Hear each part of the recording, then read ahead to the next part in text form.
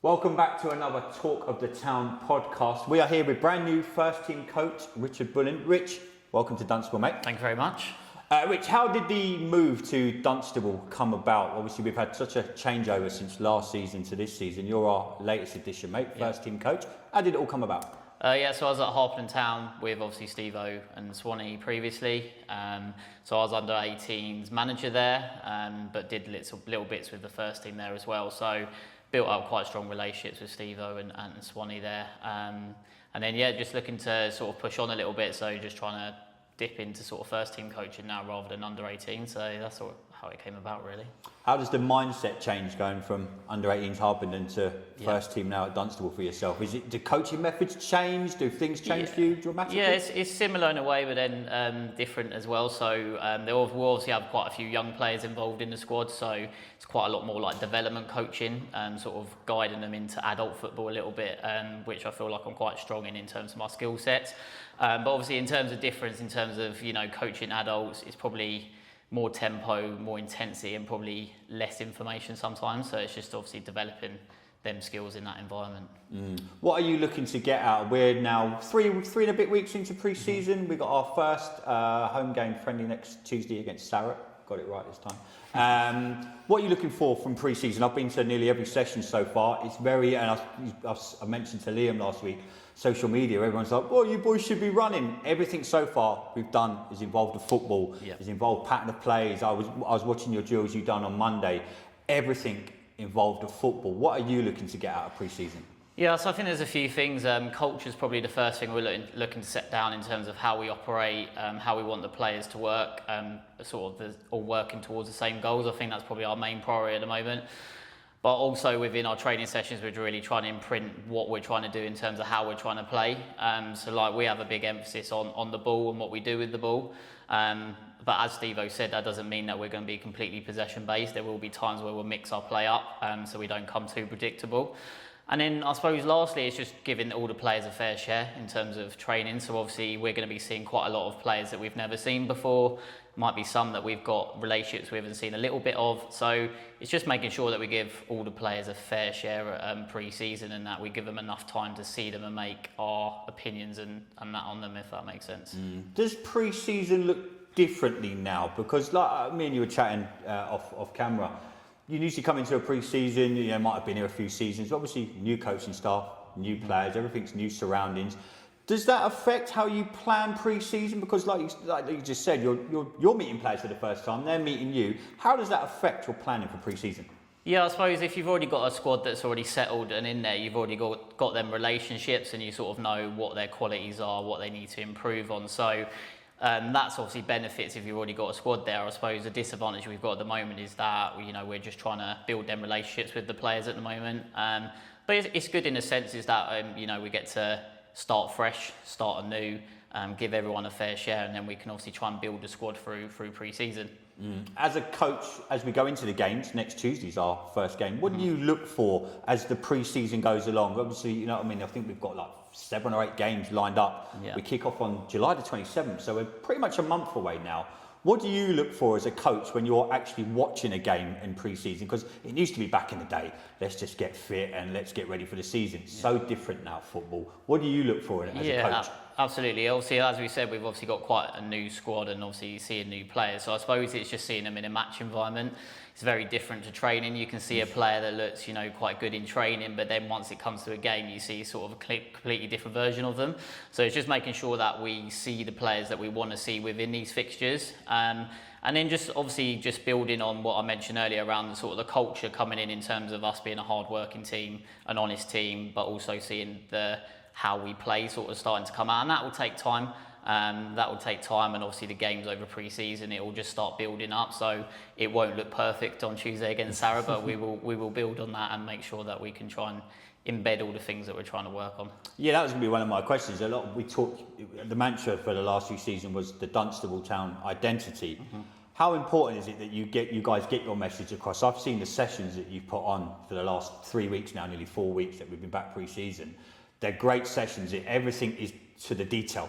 Everything. And I mean from like the warm-up to the water bottles to everything. How quickly would you guys like to get your message across when you quite don't quite know your squad just yet? Yeah, I think it's obviously, players coming in and out a little bit of pre-season. It will take time.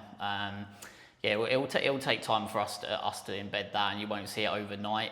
All we can keep doing is just sort of drumming in the same messages in terms of our culture and how we want to play, and eventually you will start to see that. And it's just making sure that we're a team that Dunstable Town are proud of as well. So we're reflecting, how we hard-working people, and just making sure that we try and reflect, Dunstable Town in general, and try and reflect that on the football pitch, if that makes sense. Yeah. How would you describe your coaching style? Obviously, like you say, you've gone from the 18s to now first team. I've watched a few of your sessions and they've been really, really good. I've been really impressed with what I've seen, but how would you describe your coaching style? I think probably, like, if we were to compare obviously me and Rob Swan, the two first team coaches, Rob's a little bit more sort of unit and team based, and the tempo and the organisation. I would probably say I'm a little bit more in terms of individual coaching and technical, but we sort of bounce off each other, bounce ideas off each other, and really sort of complement each other's qualities. So yeah, I'd probably say a little bit more technical and sort of individual coaching, but we sort of bring that together as a team at the end, and sort of how we're trying to play. Yeah, we mentioned to Steve last time we spoke to him. How would you approach now the season with a new team? You could get to like August, September. Is there something in your mind when you went, right, I want to know where this team is heading? Is it like we start in July, you've got August, September? Mm-hmm. In your mind as a coach, should you have a time frame when you think, right, by now we should know this team's identity? Yeah. I mean, ideal world, yes. But in real world, as we know in non-league football, players will come in maybe a little bit later than, maybe even the season starts potentially. We'll still be working throughout pre-season in terms of what we think our settled players are and settled squad would be. So it will take time. We might not even get into the first few games, and there might even still be some players coming in and out. So realistically, it will take a little bit more time. I don't think we could probably set a time frame of, exactly this is going to be our squad from the first game of the season. Mm. You will still see it building as the season goes on. What's the ambitions for the season? Obviously, we mentioned to Steve and a lot of the Dunstable fans, and Joe said it when he was here last year, we would love to get Dunstable up a couple of levels. Coming in fresh as you guys are, is that going to be a little bit more difficult? And we say this all the time when we do these interviews, patience isn't a word that football fans like. Mm-hmm. Is it a case of having to be a little bit patient this season? Yeah, I think so. I think it will be a little bit of a project, if that makes sense, because, as we've mentioned, we're sort of starting from scratch in terms of the squad. So there will have to be a little bit element of patience. But at the same time, us management team are very ambitious, and we do want to challenge at the top end of the table. But whether that's this season or maybe next season, but it will be definitely, main things will be trying to have a competitive team on the pitch, a hard-working team, and a team that respects everyone and has really good values about them. And whether that team gets us towards the top of the table this season, or it's maybe a project that guides us to a really good position for next season. Do you think the standard of non-league football over the years has got a lot better? Like you say, you've been around the game, you've been involved in Watford as well. We're speaking to Steve and Liam about this and where they've been in the game. And all of us, I've been involved in non-league, God knows how many years. I think from where it used to be to where it is now. How do you see non-league football now? Yeah, I think it's in a really good place. If we look like last season, we had obviously people like Real Bedford and stuff in the league who had some really good players. You might have some players that drop down a level just because of travel and stuff as well. So you have players that are capable of playing above in our league as well. So I think the standards are really good. It will be a really competitive league. Every game will be hard. Different conditions as well, in terms of pitches, weather. It will be a real competitive league. I think the standard of non-league football is getting really good. It's just a matter of us trying to be competitive within this league and within non-league football. Let's finish chatting some England. Me and Matt haven't had a chance to since we've got to the last 16. How have you assessed it? I don't think I've seen a team win the group and come in for as much criticism as England have. We now play Slovakia, if I'm right, on Sunday at 5 o'clock. Yeah. What have you made of the Euros so far in the England team? I nearly fell asleep the other night, I'm not going to lie. Listen, maybe South. I can see from Southgate's point of view, he's probably settled out just to win the group, and he's achieved that. So if you look at it from a management point of view, he's done his job. Whether the games will start to open up a little bit more now it gets into a little bit more knockout, and that might work in our advantage a little bit.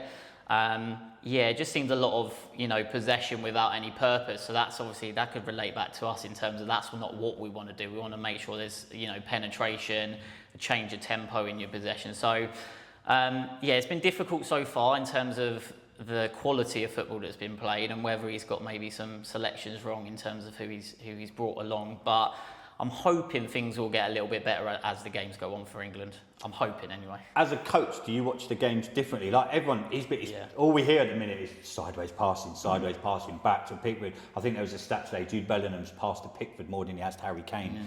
As a coach, do you watch the games? And what would you, if you were in charge? I think I was chatting to Liam and Swanee and a few others.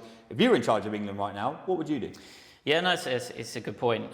You do tend to watch off the ball a little bit more when you are a coach, when you're watching these games. I just think we need players on the pitch that will at least look forward. So if you look at Mainu and Cole Palmer when they came on the other night, they were constantly looking forward and trying to play forwards.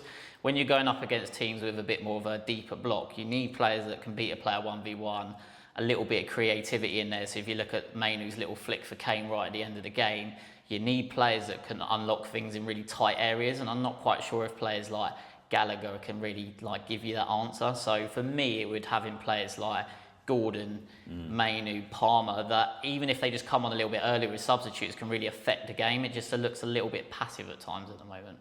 Is it, just finishing up with England before we get back to Dunstable, is it worrying that half the country seems to be saying exactly what you just said, but the man in charge can't see it? Is that a bit worrying? Is it just, do some managers get like that? Is it just a stubbornness? Is it, I'm playing this way, we've got to a Euro final back in 2020, or got to a World Cup semi-final? Could that be a little bit of stubbornness? Yeah, it's a bit different for international football, I think, because obviously if you look at, a Man City, Pep's got his team constantly, and he can really embed that sort of culture in the way you play. International football, you don't get much contact time with the players, so... But on the flip side, you do see teams like Spain and Germany really popping it around. So it does, obviously, that's probably where quite a lot of the questions from the fans are going, why can't we play this style of football? So I can understand the frustrations, but I suppose we've just got to take the positives from it. We're into the knockout stages now, and the route to the final looks, reasonably favourable for us. So it's just trying to get to that final now, and then hopefully we might win it. You never know. You never know, mate. Just finishing up, mate, if you had a message for the Dunstable Town fans, we're literally 4 weeks away now from the start of the season. If you had a message to the hundreds of people that come down on a Saturday to watch this great club, what would your message be to the Dunstable Town fans this season? Yeah, listen, we'll try and have a real hard-working team on the pitch, an honest team as well, a team that you guys can sort of relate to and reflect to in a positive manner.